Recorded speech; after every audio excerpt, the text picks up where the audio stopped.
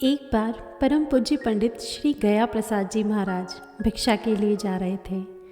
यह सत्य घटना 1980 के ज्येष्ठ मास की है। लगभग सुबह 8:30 बजे महाराज जी दान घाटी से होते हुए किसी ब्रजवासी के घर जा रहे थे। जब तक उनके शरीर में थोड़ा सा भी सामर्थ्य रहा, वे अति वृद्ध होने पर भी भिक्षा स्वयं लेने जाते थे। ब्रजवासी लोग भी महाराज का इंतज़ार करते थे।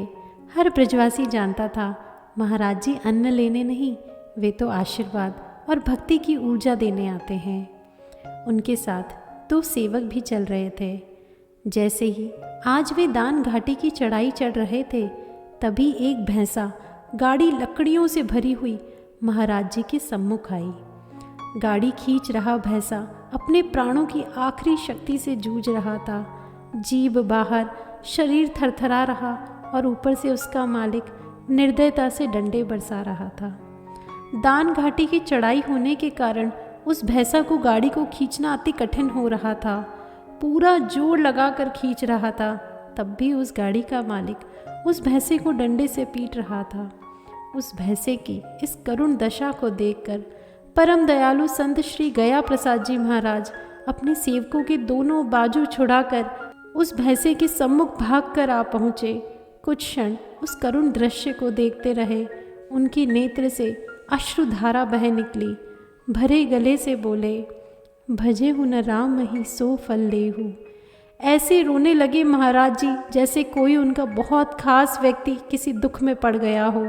रोते रोते बार बार यही पुकार रहे थे, भजे हूँ न राम ही सो फल लेहू, भजे हूँ न राम ही सो फल लेहू। भैंसे की ओर देखकर कह रहे थे, तूने राम का भजन नहीं किया, अब उसी का फल भोग रहा है। उनकी आवाज़ में दया भी थी, क्रोध भी और एक गहन पीड़ा भी। सेवक स्तब्ध रह गए, क्योंकि महाराज जी आज बार बार वही वाक्य दोहराते, कहते, तुझे समझाया था कि राम भजन कर ले, देख अब तू उसी का फल भोग रहा है। आखिर क्यों भैया तूने पिछला जीवन नास्तिकता में बिता दिया, राम नाम को मजाक समझा, अब देख कैसे मार खा रहा है। सेवक कुछ समझ नहीं पा रहे थे। तभी महाराज जी ने फफकते हुए कहा, यह मेरे पड़ोस में रहते थे, वही विश्वास चंद जिसे मैंने बार बार समझाया था, भगवान का भजन कर ले, अंत समय निकट है। पर वो हंसता था, कहता था, पंडित यह सब पुरानी बातें हैं। आज वही विश्वास चंद भैंसे के रूप में दुख भोग रहे हैं। बिना भजन के गया, देखो अब गाड़ी खींचता है, पीटता है संसार उसे। उसके पिछले जन्म को याद करके महाराज जी आवेश में फूट फूट कर रोने लगे। कहने लगे, नास्तिकता में तुमने जीवन बिता दिया, पाप करके बिना भक्ति के इस जीवन को बिता दिया। अब देखो तुम उसी का फल भोग रहे हो।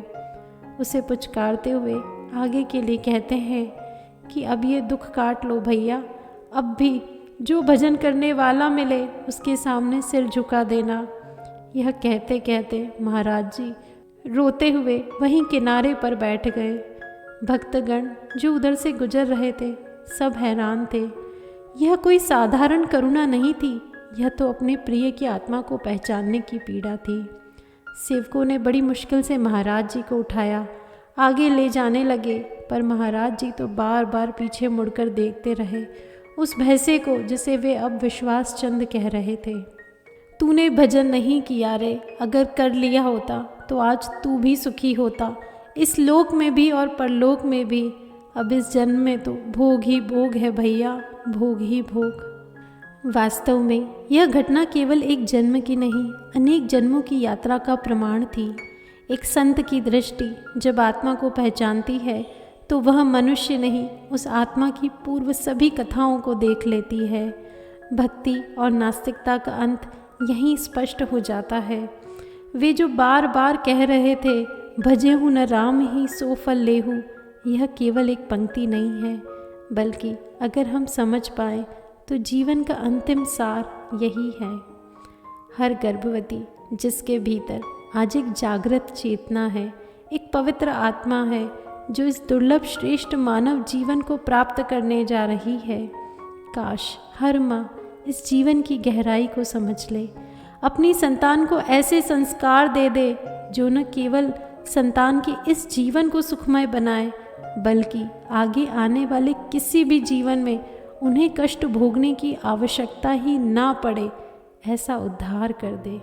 यह जीवन केवल जन्म नहीं है, यह जीवन तो एक दिव्य तैयारी है आत्मा को पूर्णता की ओर ले जाने की।